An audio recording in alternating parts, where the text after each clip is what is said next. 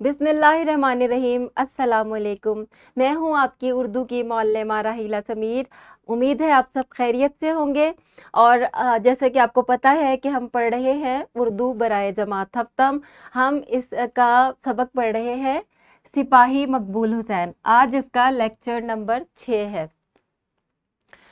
आज का हमारा हासिल ताल्लुम है उर्दू वाक़यात, कहानियों और ड्रामों के किरदारों के बारे में ज़बानी मुदल्लिल राय और इखलाकी नताइज पर इजहार ख्याल कर सके।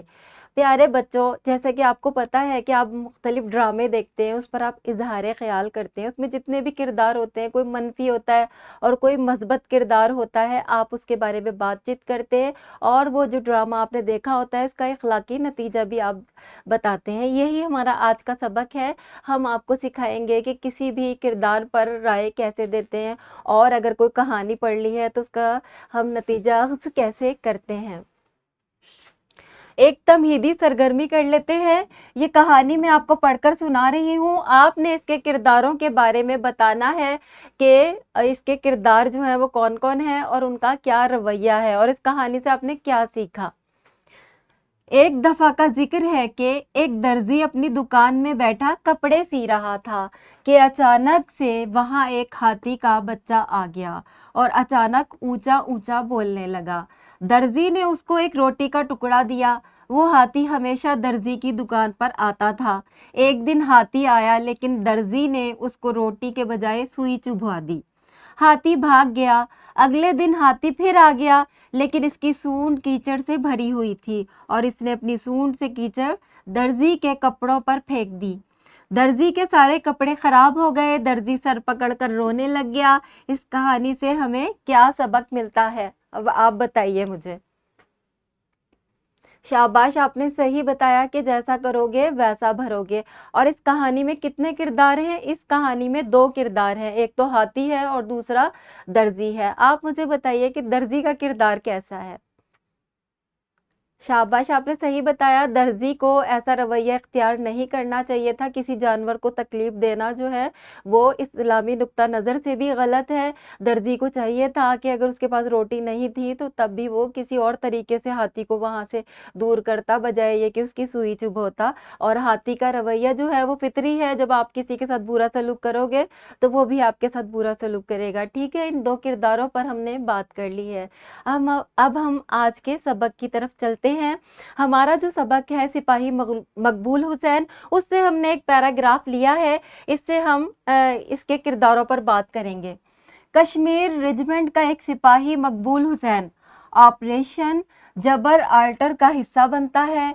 दिफाए वतन में वो दुश्मन की गोली का निशाना बनता है और जख्मी हो जाता है। जख्मी होकर गिरने के बाद दुश्मन उसे जंगी कैदी बना लेता है। जंगों के दौरान में ऐसा होना मामूल की बात है, लेकिन यहाँ हालात यकसर मुख्तलिफ हैं। जेनेवा कन्वेंशन के बरक्स इस जंगी कैदी को हर किस्म के हकूक से महरूम कर दिया जाता है और इस पर जुल्मों सितम के पहाड़ ढाए जाते हैं। इस जंगी कैदी के नाखून उखाड़े जाते हैं और जब ये बार बार पाकिस्तान जिंदाबाद का नारा लगाता है तो दुश्मन बिलबिला उठता है। फिर इससे ये हक भी छीन लिया जाता है कि वो धरती माँ के नारे भी लगा सके और इसकी जबान काट दी जाती है। ये था इस सबक का एक पैराग्राफ। अब इसमें 2 किरदार हैं, एक तो दुश्मन है और एक है सिपाही मकबूल हुसैन। इन दोनों किरदारों पर हम बात करते हैं। सबसे पहले हम देखते हैं दुश्मन का क्या किरदार है।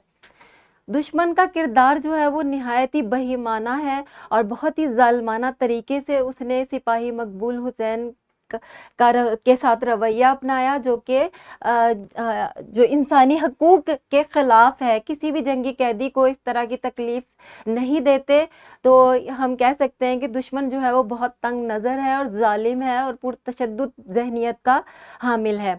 जबकि हम सिपाही मकबूल हुसैन के किरदार के बारे में क्या कहेंगे। सिपाही मकबूल हुसैन जो है एक मुहिब्बे वतन है।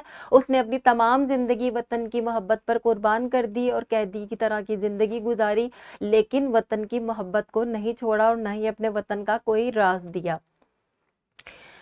उम्मीद है कि आपको इतना समझ में आ गया होगा कि किसी भी किरदार के बारे में हम कैसे मालूमात अख़ज़ करते हैं।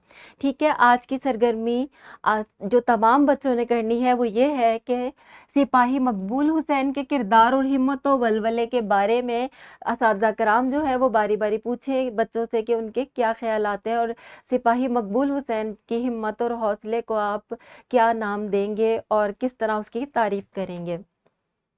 गिरोही सरगर्मी आपकी ये है कि बरकी मीडिया पर कोई कहानी सुने और इसके किरदारों के मुतालिक अपनी राय दें। घर का काम आपका ये है बच्चों, आपकी दरसी किताब का जो सबक है सिपाही मकबूल हुसैन, उसके आखिर में एक अमली मंसूबा दिया गया है। ठीक है, ये अमली मंसूबा आप गौर से पढ़ें और इस पर आपने अमल दरामद करना है और इसे घर से करके लाना है, ये आपका घर का काम है। और एक वर्कशीट है जो इस वीडियो के डिस्क्रिप्शन में मौजूद है, इस वर्कशीट पर आपने काम करना है, आपको बहुत ज़्यादा फ़ायदा होगा। मिलते हैं अगले लेक्चर में, तब तक के लिए अल्लाह हाफ़िज़।